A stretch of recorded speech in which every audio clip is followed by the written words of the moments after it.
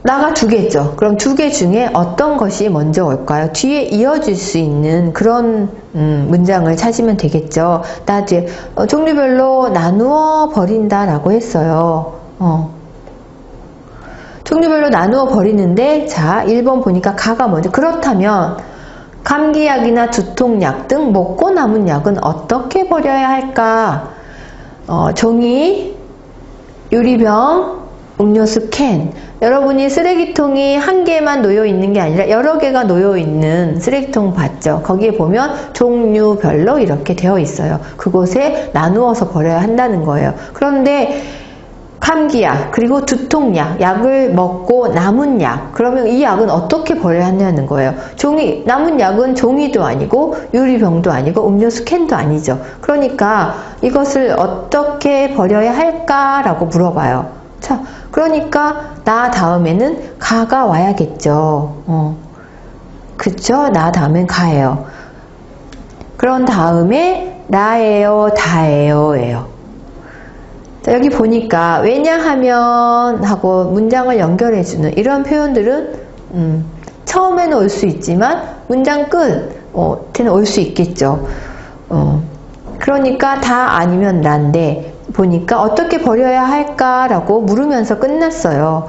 그렇다면 이건 어떻게 버려야 하는지 그것에 대해서 나올까요? 아니면 어떻게 버려야 하는지 그 이유에 대해서 어떻게 버리는 방법에 대한 이렇게 버려요 하지만 그 이유는 뭐예요? 라는 그런 말이 나오는지 자 한번 같이 보도록 하겠습니다.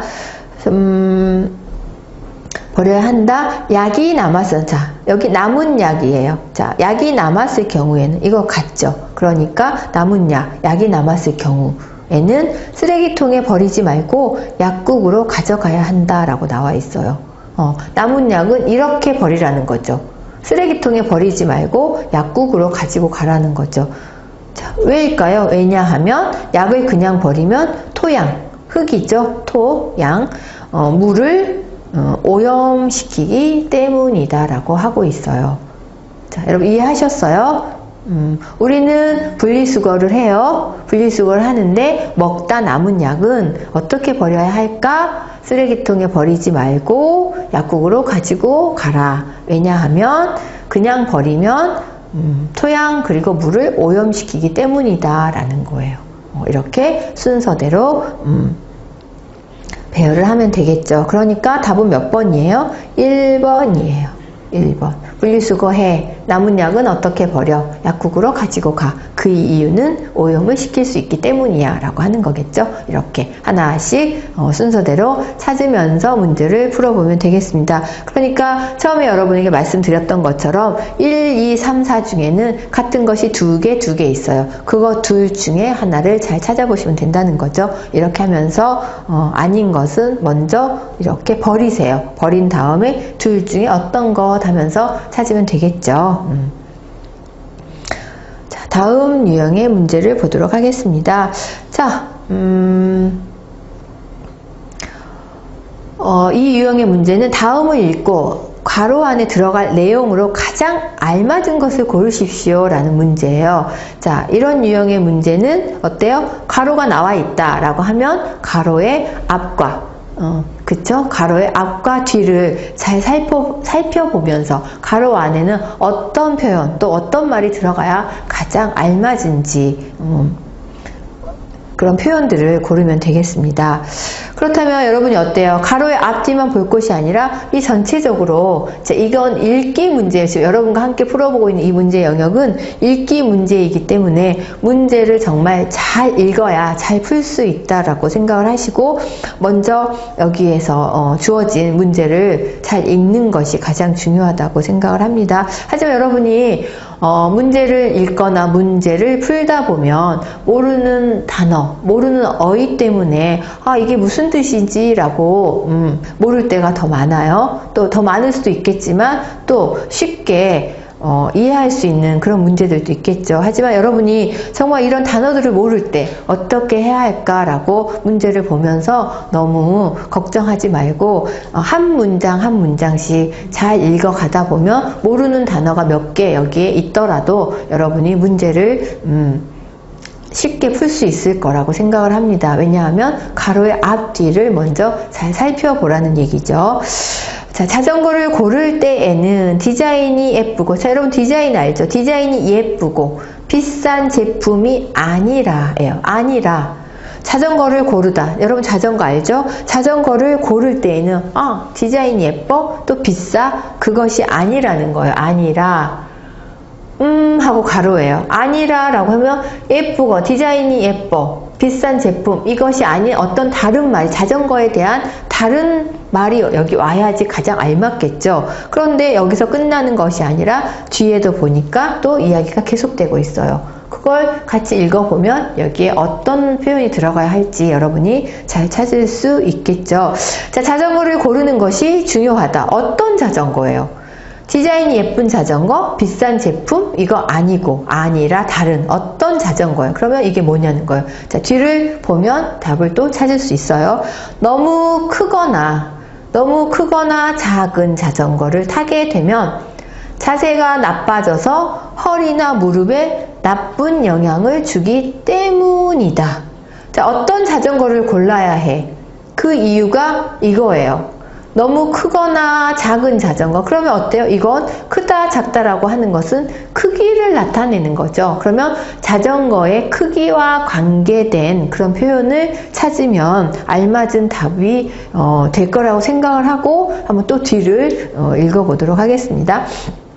자, 크거나 작은 자전거 타면 어때요? 허리나 무릎에 나쁜 영향을 주기 때문에 자전거. 그러면 어때요? 적당한 크기나 어떤 크기하고 관계된 그런 표현이 오겠죠. 자, 자전거에 앉았을 때, 자, 자전거를 타려면 어때요? 자전거에 먼저 앉아야겠죠. 앉았을 때 발이 땅에 닿을 정도의 높이. 이거 자전거의 크기에 관계된 거겠죠. 앉았을 때 발이 땅에 닿을 정도의 높이로 하고, 자, 손잡이, 이거 손잡이죠. 손잡이도 자신의 어깨 넓이와 비슷한 것으로 선택하는 것이 좋대요. 자, 자전거 크기죠. 디자인이 예쁜 거, 이거 아니고, 비싼 거, 이것도 아니에요. 그러면 나쁜 영향을 주지 않는 너무 크거나 너무 작은 거 말고 자신의 어깨 넓이와 비슷한 것 선택하고 앉았을 때 발이 땅에 닿을 정도의 높이는 이 정도, 또 넓이는 손잡이의 넓이는 이 정도로 되는 것을 선택하는 것이 좋다라고 하고 있어요. 그러면 자전거의 크기와 관계된 표현이 뭐가 있는지 같이 보기를 보도록 하겠습니다. 자, 1번. 자신의 키에 맞는. 자, 어때요? 그렇죠. 내 키에 맞는 거, 앉았을 때 발이 닿다라고 하면 내 키에 맞는 그런 자전거를 고르는 것이 중요하다라고 할 수 있겠죠. 자, 일단 이런 표현이 들어가면 가장 알맞은 표현이라고 할 수 있겠어요. 그런데 또 더 알맞은 표현이 있는지 뒤에 2번, 3번, 4번을 보도록 하겠습니다. 자, 2번. 요즘 유행하고 있는. 자, 어때요? 유행하고 있는. 그러면 자전거 크기와는 전혀 관계가 없는 거겠죠. 유행이라고 하는 것은 디자인이 보통 디자인이 많이 유행을 하죠. 색깔 같은 거. 그러니까 유행하고 있는 자전거라고 하면 안 되겠죠. 그래서 답이 아니에요. 자, 3번. 유명한 회사에서 만든. 자, 유명한 회사에서 만든 제품은 주로 비싼 제품일 수도 있겠죠. 그러니까 유명한 회사에서 만들었다고 해서 내 키에 또는 나에게 가장 알맞는 크기의 자전거가 될까요? 그건 아니겠죠. 그래서 이것도 답이 아닙니다. 자, 4번. 먼 거리를 빨리 갈 수 있는. 이것도 빨리 갈 수 있다라고 하는 건 어때요? 자전거 크기하고 아무 관계가 없기 때문에 4번 역시 답이 아닙니다. 그렇다면 뭐예요? 크기가 크거나 작은 자전거를 너무 크거나 너무 작은 자전거가 아닌 알맞은 크기의 자전거를 골라라 라고 했을 때는 자신의 키에 맞는 이라고 해야 되겠죠. 그래서 답은 1번이라고 할 수 있겠습니다.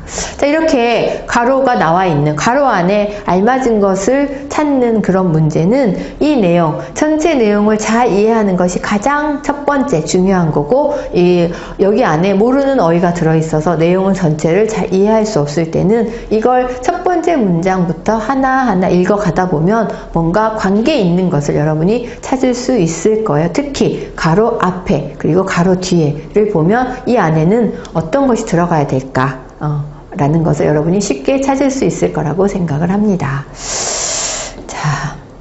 자, 다음 유형의 문제를 보도록 하겠습니다. 자, 다음 유형의 문제는 다음을 읽고 물음에 답하십시오 라는 문제예요. 자, 읽기 문제는 모두 몇 문제라고 했죠? 자, 50문제가 들어있어요. 50문제 안에 다음을 읽고 물음에 답하십시오 라고 하는 문제는 이렇게 문제가 하나가 아니라 2개 또는 3개 이렇게 되어 있는 것이 11문제가 나와 있어요. 그러니까 이런 유형의 문제는 11문제인데 11문제 안에도 또 형태가 다른 문제들이 섞여 있어요. 가로에 들어가면 알맞은 것 고르는 이렇게 19번 같은 이런 문제도 있고, 자, 지금부터 여러분과 함께 하나씩 또 풀어갈 다른 유형의 문제도 들어 있어요. 그러니까 여러분이 이렇게 다음을 읽고 물음에 답하십시오 라고 하는 이 문제는 한 지문, 한 이야기를 읽고 문제를 하나가 아니라 2개 아니면 3개를 풀어보는 문제라고 생각을 하시고 잘 읽어보면 되겠습니다. 자, 먼저 같이 읽어볼까요? 이런 문제는 문제를 먼저 읽고 나서 지문을 읽어보는 것이 좋은 방법이라고 할 수 있습니다. 왜냐하면 내가 읽을 때 내용을 이해하는 것도 중요하지만 문제를 풀어야 되기 때문에 문제에서 어떤 것을 알아야 되는지, 뭘 알아야 이 문제를 풀 수 있는지를 먼저 생각을 하면서 읽어본다면 여러분이 문제의 답을 찾는 데 많은 도움이 될 거라고 생각을 합니다. 자, 19번 문제 읽어보니까 뭐예요? 가로 안에 들어갈 알맞은 것을 고르십시오 라고 했어요. 자, 가로, 그러니까 여기 보니까 여기에 가로가 있죠. 거기에 알맞은 것을 고르십시오 했어요. 보니까 어떤 문형이 아니라 내용이 아니라 또한 그러면 그래서 반대로 라고 하는 문장을 이어주는 그런 표현을 여기다 넣으면 되겠죠. 자, 그러니까 여기에 뭐가 들어가야 될까라고 한다면 앞 문장과 이 뒷 문장이 어떤 관계로 이어지는지를 안다면 더 쉽게 찾을 수 있는 그런 문제라고 할 수 있겠습니다. 자, 학생에 대한 교사의 기대는, 자, 기대하다라고 하는 건 뭐예요? 기대는 뭐예요? 자, 어떤 일이 참 이렇게 되면 좋겠어 라고 바라는 그런 마음이에요. 기대하다라는 마음은. 여러분이 잘 알고 있는 크리스마스 아니면 내 생일에 가족이나 친구가 나에게 선물을 주면 좋겠어 라고 생각하는 그런 마음을 기대하다라고 하겠죠. 그런 기대예요. 학생에 대한 교사, 선생님이죠. 교사의 기대. 뭔가 학생에게 바라는 것이 있어요. 바라는 마음이에요. 그 기대는 학생의 학업은 뭐예요? 공부죠. 공부. 학업에 영향을 미친다. 그러면 교사의 기대와 학생의 학업은 서로 관계가 있다라는 거예요. 관계가 있어요. 영향을 미치기 때문에, 자, 교사가 학생을 유능하다고 생각해요. 자, 유능은 뭐예요? 능력이 있다라고 생각해요. 유능하다고 생각하면 그에 대한, 여기서 그는 뭐예요? 학생이겠죠. 그에 대한 기대하는 거, 그것이 높아져요. 유능하다고 생각하면 기대감이 이렇게 높아지고, 그 기대에 맞는 지도는 뭐예요? 가르쳐주고 인도를 해주는 거죠.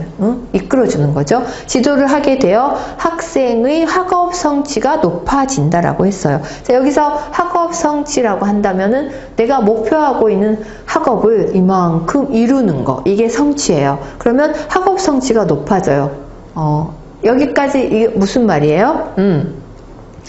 자, 선생님, 교사가 있어요. 그리고 학생이 있어요. 그러면 교사가 먼저 학생에게 기대하는 이 마음이 학생이 얼마만큼 공부를 잘하느냐, 이 성취도에 영향을 미친다는 거예요. 교사가 먼저 이 학생이 유능하다라고 생각을 하면 학생이 학업 성취도가 이렇게 높아진다라는 말을 하고 있어요. 여기까지. 자, 하고 가로예요. 그리고 뒤를 보니까 교사가 학생을 무능하다고 보게 되면 어때요? 여러분, 여기서는 자, 유능하다라고 했죠. 여기 뒤에서는 무능하다예요. 그렇다면 앞에 괄호 앞에 있는 내용과 뒤에 있는 내용은 반대의 내용이겠죠. 그러면 반대의 내용을 말하고 싶을 때 할 수 있는 표현을 찾으면 되겠죠. 그러면 뭐예요?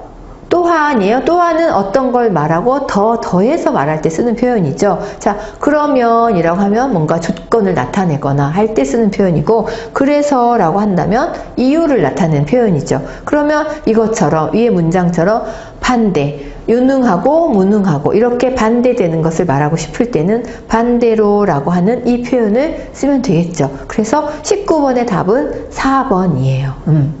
그러면 뒤에 반대되는 내용이 나오겠죠. 자, 보세요. 교사가 학생을 무능하다고, 능력이 없다라고 보게 되면 교사의 기대하는 바가 낮아져요. 낮아져서 지도도 제대로 하지 않는다는 거죠. 제대로 하지 않나. 많이 잘 하지 않는다는, 제대로. 않기 때문에 학생의 학업 성취가 낮아질 수 있다는 것이다.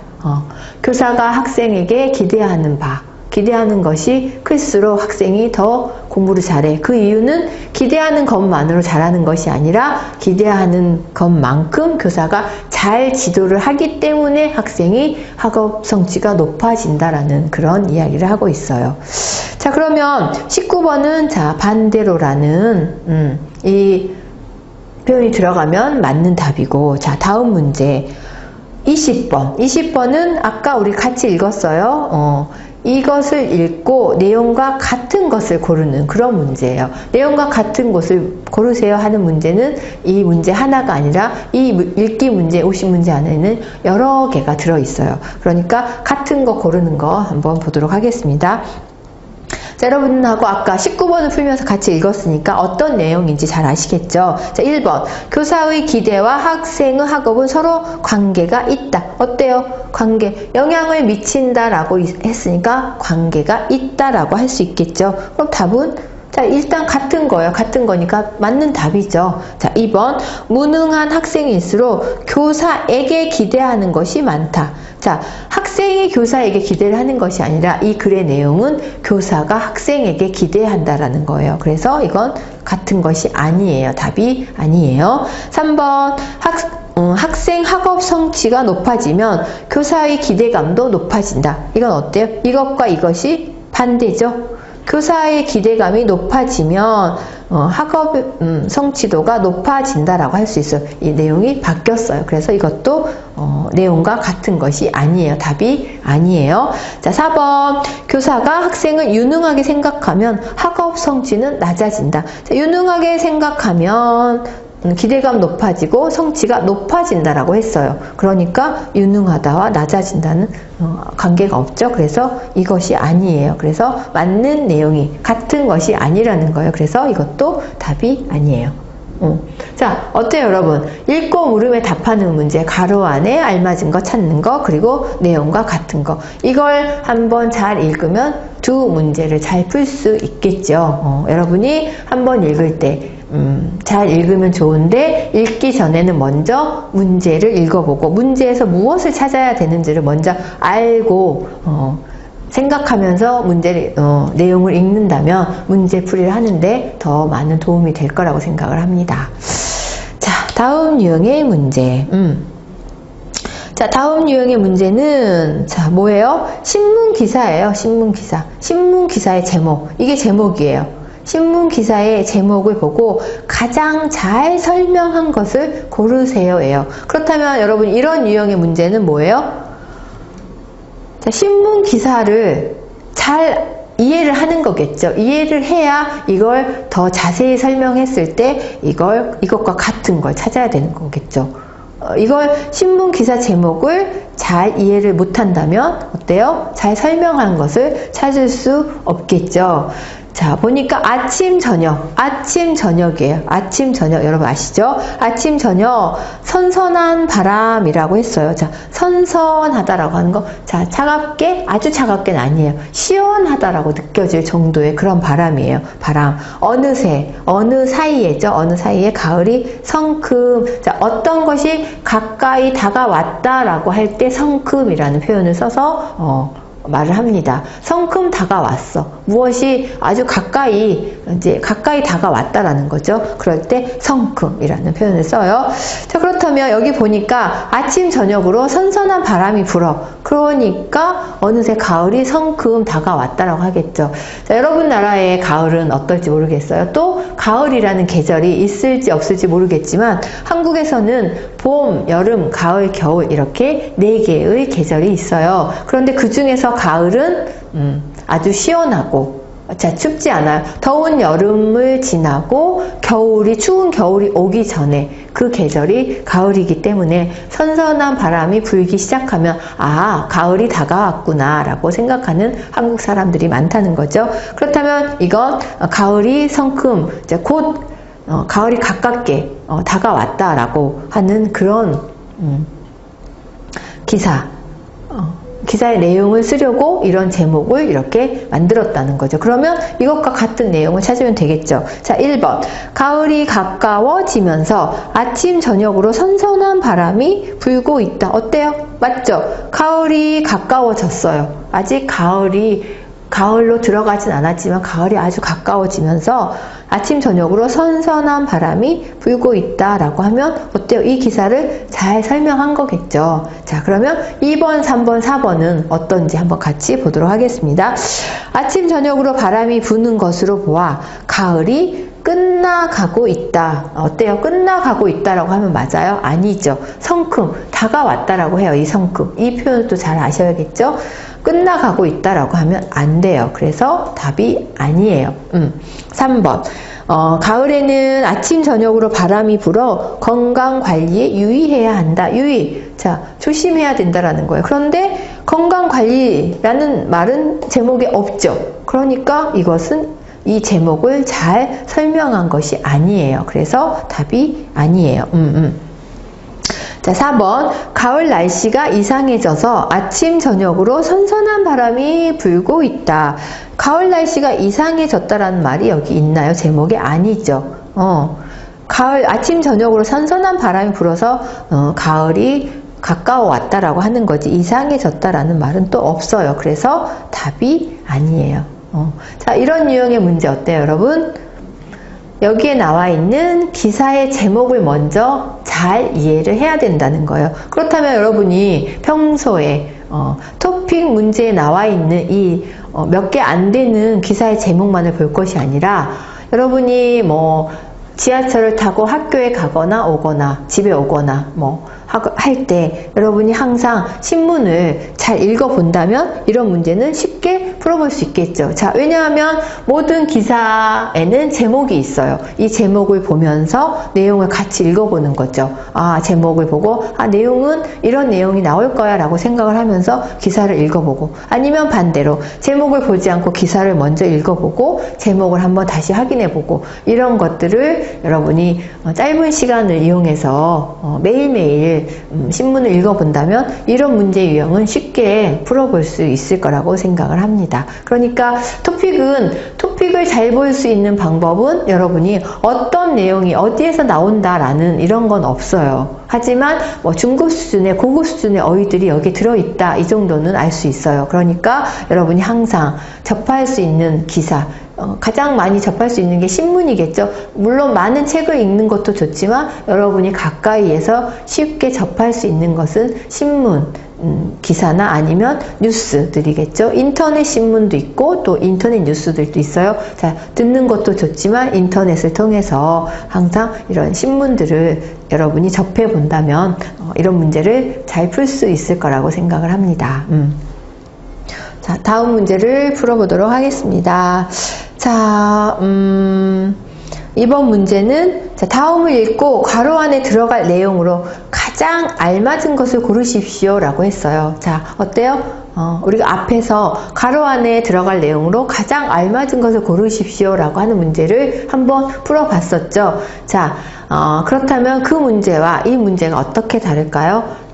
괄호 안에 들어갈 가장 알맞은 것을 고르는 건 같아요. 그런데 앞에 있는 것은 어때요? 좀 더 쉬운 문제라고 할 수 있어요. 중급 수준의 문제라고 생각을 하시면 되겠죠. 그런데 이 지금 여러분이 보고 있는 이 문제는 이제 고급 수준의 문제, 좀 더 어려운 문제라고 생각을 하면서 보시면 될 것 같습니다. 아까 봤던 앞에서 풀었던 그 문제는 어때요? 읽기도 좀 더 짧죠. 하지만 이건 좀 더 길고 어휘들도 좀 더 어려운 어휘들이 들어있어서 여러분이 풀기에는 좀 어렵다고 느껴질 수 있어요. 하지만 이 문제 역시 앞에서 풀었던 것처럼 가로 안에 가장 알맞은 것을 찾는 문제이기 때문에 가로의 앞, 뒤를 잘 보면서 같이 읽어본다면 쉽게 풀 수 있는 문제라고 생각을 합니다. 자, 같이 읽어볼까요? 자, 노인 아시죠? 젊은이 아니고 아기도 아니고 나이가 드신 분들을 노인이라고 하죠. 심신하면 마음과 몸을 말해요. 마음 그리고 몸. 심신의 기능이 상대적으로 저하되어 낮아져 있다는 뜻이 저하되다라는 말은 저하되어 있으므로 집에서 방을 결정할 때 방이 여러 개가 있어. 그런데 노인의 방을 결정을 할 때는 하고 가로예요. 뭐뭐는 그것이 가장 중요하대요. 그런데 결정할 때 무엇이 중요하다라고 말을 하면서 앞에 보니까 심신의 기능이 떨어져 있다라고 해요. 저하되다라면 낮아지고 떨어졌다라는 뜻이에요. 저하되어 있으므로 뭐뭐 하는 것이 중요하다예요. 그러면 노인들은 몸 그리고 마음 이런 것들이 다른 더 젊은 사람들에 비해서 더 떨어져 있기 때문에 어때요? 힘들지 않게 움직일 수 있는 것이, 그러니까 움직일 때 힘들지 않은 곳에 방을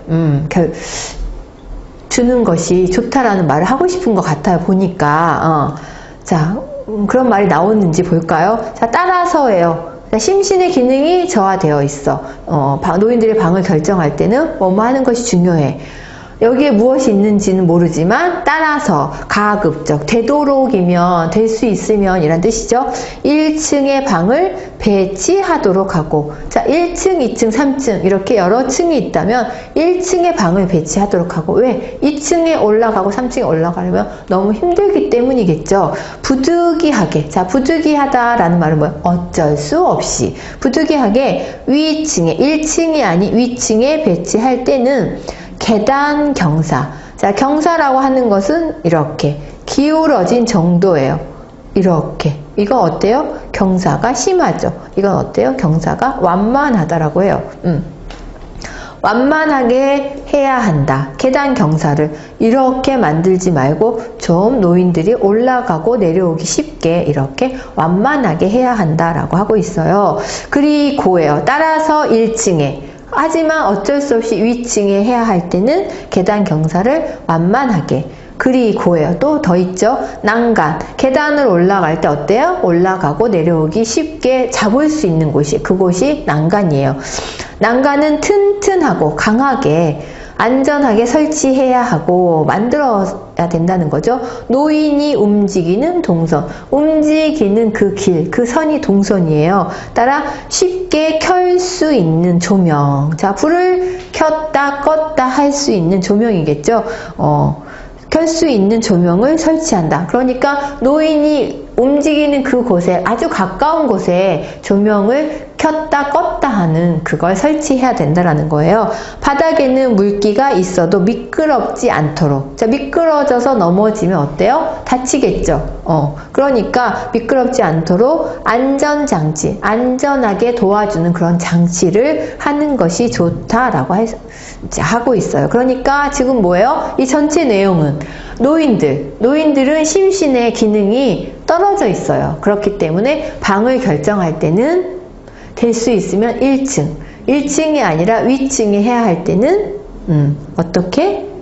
난간 경사, 계단 경사를 완만하게, 이런 경사 아니고 완만한 경사, 그리고 난간, 손을 잡고 올라가고 내려올 때 하는 이 난간은 튼튼하게, 그리고 바닥이 미끄러워도 넘어지지 않게, 미끄럽지 않도록 하는 안전장치를 설치를 해야 한다라고 하고 있어. 그렇다면 결정할 때 무엇이 가장 중요할까요? 안전사고죠. 사고를 최소화, 줄일 수 있는, 가장 적게 할 수 있는 그런 것이 중요하다라는 거. 자, 1번 안전사고 방지를 위해 위험을 최소화하는, 그렇죠. 위험을 최소화하는 것이 가장 중요하다라는 거예요. 꼭 1층에만 해야 해 그런 것이 아니라 다른 곳에 배치를 할 때도 위험하지 않도록, 안전사고가 발생하지 않도록 그 안전사고를 최소화하는, 위험을 최소화한다는 건 뭐예요? 아주 작게 줄이는 거죠. 최소화하는 것이 가장 중요하다라고 하고 있어요. 그래서 답은 1번이겠죠. 2번 외로움을 느끼지 않도록 조명을 밝게. 자, 이 내용에서는 외로움 이런 것과는 전혀 관계가 없어요. 안전, 위험하지 않게 이런 내용들을 말하고 있어요. 그래서 2번은 답이 아니에요. 자, 3번 노인이 마음에 드는 방. 자, 노인이 나 여기가 마음에 들어. 그러면 그런 방을 줘야 된다. 이런 말은 하고 있지 않죠. 그래서 3번도 답이 아니에요. 자, 4번은 다른 가족들의 방과 되도록 가까운 거리에 있는. 자, 다른 가족들 얘기는 전혀 한 번도 나와 있지 않죠? 그래서 4번도 답이 아니에요. 여기서는 안전사고 방지를 위해 위험을 최소화하는 그런 것이 가장 중요하다라는 얘기를 하고 싶어서 이런 글을 쓴 거예요. 그러니까 가로 안에는 1번이 들어가야 가장 알맞은 것이 되겠습니다. 자, 다음 유형의 문제. 자, 다음을 읽고 내용이 같은 것을 고르십시오. 자, 어때요, 여러분? 벌써 여러분과 저하고 세 번째, 내용이 같은 것을 고르는 문제. 물론 글을 읽고 내용을 같은 것도 고를 수 있고 또 어떤 도표를 보고 그것과 내용이 같은 것을 고를 수도 있는 거예요. 그러니까 여러분이 내용이 같은 것을 고를 때는 이 내용과 이 보기들이 같은지를 하나하나 잘 비교하고 확인하는 것이 중요하다고 생각을 합니다. 그러니까 여러분이 시간이 없을 때는 이걸 먼저 읽고 또 보기를, 자, 이걸 먼저 읽어요. 보기를 읽으면 시간이 많이 필요하니까 보기를 읽으면서 맞는지를 확인해 보는 것도 시간을 줄일 수 있는 좋은 방법이라고 생각을 합니다.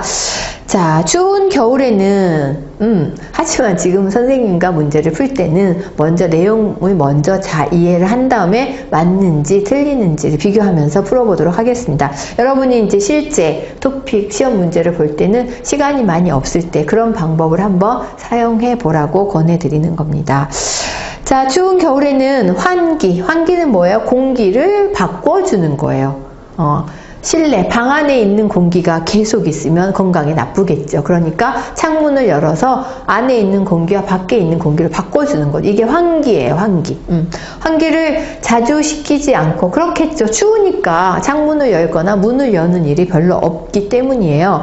난방 아시죠? 따뜻하게 하는 거. 난방을 계속 하기 때문에 실내 공기가 탁해질 수밖에 없다. 자, 어때요? 탁하다라고 하는 건 막다의 반대말이에요. 탁하다라고 하는 건 어떤 것에 다른 것이 섞여 있어요. 그래서 막지가 않아요. 흐리다는 거죠. 그런 뜻이에요.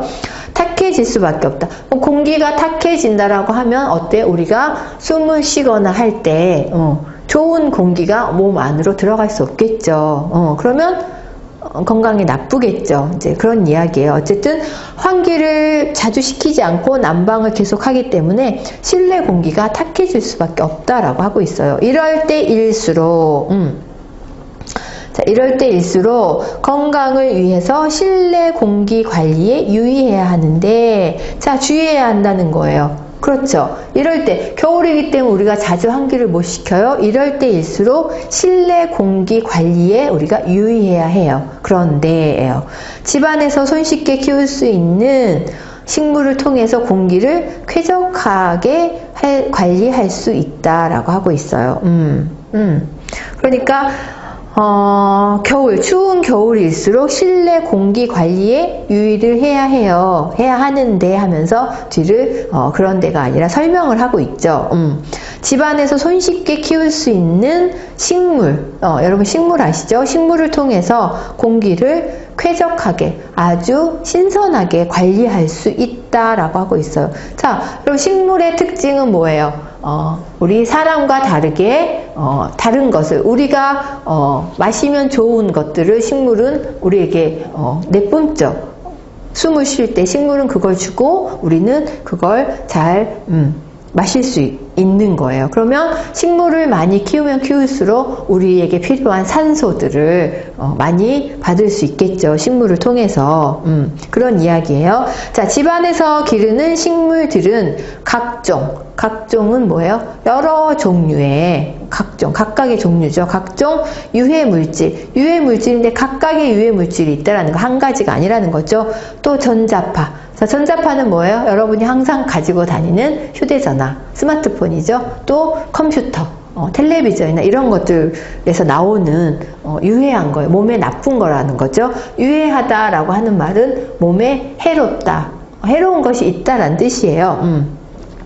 그리고 먼지. 여러분 먼지 아시죠? 청소를 안 하면 어때요? 지금 여기 공기 중에도 아마 먼지가 있을 거예요. 그런데 이런 먼지 등을 그런 식물이 이렇게 빨아들인다는 거예요. 흡수한다는 얘기는 흡수해서 공기를 맑게 할 뿐만 아니라 나쁜 것들을 빨아들여줘요. 할 뿐만 아니라 집안에 뿐만 아니라는 여기에 더라는 거죠. 집안의 분위기를 바꾸는데도 효과를 볼 수 있다라고 하고 있어요. 자, 그러니까 겨울철에 집안에서 식물을 기르는 것은 어때요? 우리 사람의 몸에 나쁜 유해물질, 전자파, 먼지 등을 식물이 마셔줘요. 흡수해서 공기를 맑게 해주니까 어때요? 우리가 맑은 공기를 마실 수 있겠죠. 뿐만 아니라 집안의 분위기도 바꿔준다라는 거예요.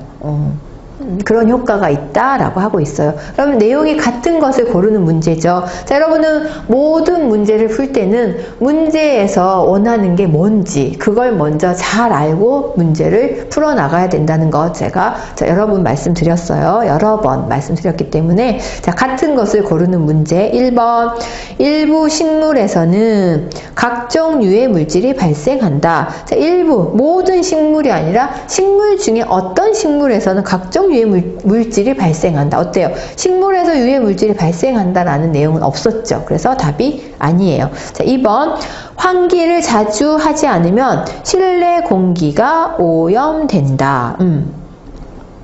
맞죠? 공기를 자주 바꿔주지 않으면 실내 공기가 오염이 돼. 오염이 되니까 탁해진다라고 할 수 있죠. 그래서 이건 내용과 같은 것이에요. 자, 3번 식물은 먼지를 흡수하지만 공기를 탁하게 만든다. 자, 먼지를 흡수해서 공기를 맑게 한다라고 했어요. 그러면 탁하게 만든다라고 했으니까 이건 틀린 거겠죠. 내용과 같은 것이 아니라는 거예요. 그래서 이것도 답이 아니에요.